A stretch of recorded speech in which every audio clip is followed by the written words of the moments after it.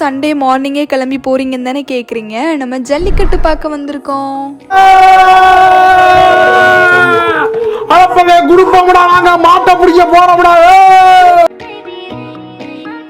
எனக்கு செம்ம ஜாலியாக இருந்தது. பிகாஸ் நான் ஜல்லிக்கட்டை நேரில் பார்த்ததே இல்லை. அதுலேயும் மதுரையில் நம்ம வீட்டு பக்கத்துலேயே நடக்கும்போது போகாமல் இருந்தால் எப்படி. அதான் காலையிலே கிளம்பி ஓடி வந்துட்டோம். ஜல்லிக்கட்டுலேயே நிறைய வெரைட்டி இருக்குல்ல. நான் டிவியில் தான் பார்த்துருக்கேன், அது வேறு மாதிரி இருக்கும். இங்கே கிரவுண்டுக்கு நடுவுலேயே மாடை கட்டிடுறாங்க. அதனால பேரிகேட்டை தாண்டி நம்மக்கிட்ட வராதுங்கிற தைரியத்தில் ஃப்ரெண்ட்லேயே நின்று பார்த்துட்டு இருந்தேன்.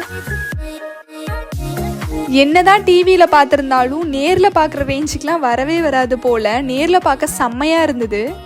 நிறைய ஊர்லேருந்து டீம் பாய்ஸ்லாம் வந்திருந்தாங்க. அவங்களோட விளையாட்டும் பார்க்குறதுக்கு ரொம்ப அருமையாக இருந்தது. அதே மாதிரி பல ஊர்லேருந்து வந்த காளை மாடும் அதோட ஆட்டத்தை வெறித்தனமாக காமிச்சிட்டு இருந்துச்சு. பார்க்குறதுக்கே வேற லெவலில் இருந்தது. நிறைய பேரால் காளையை அடக்க முடியாமல் போனாலும் ஒரு அக்ரெசிவான காளையை ஒரு டீம் அடக்கணுன்னு அந்த அரங்கமே அதிர்ந்துருச்சு. வேற லெவல் மொமெண்ட் அது.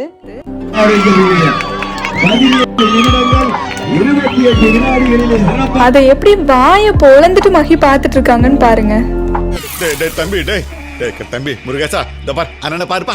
தம்பி கண்ணா ஏதாவது பேசுப்பா. இப்போ ஓகேவாப்பா, வாங்க வீட்டுக்கு போலாம்.